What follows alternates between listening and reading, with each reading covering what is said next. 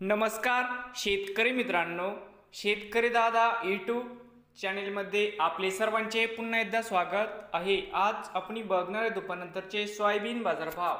नांदेड जिल्ह्यातील बाजार समिती मुखेड आवक 6 क्विंटल, कमीत कमी 4450 रुपये क्विंटल, सरसंद्राई 4500 रुपये क्विंटल, जास्तीत जास्त दर 4575 रुपये क्विंटल। पुढील बाजार समिती नांदेड या ठिकाणी आवक 486 क्विंटल, कमीत कमी दर 4345 रुपये क्विंटल, सरसंद्राई 4410 रुपये क्विंटल, जास्तीत जास्त दर 4435 रुपये क्विंटल।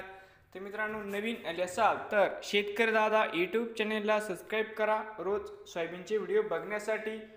नांदेड जिल्ह्यातील हे होते आजचे सोयाबीन बाजारभाव।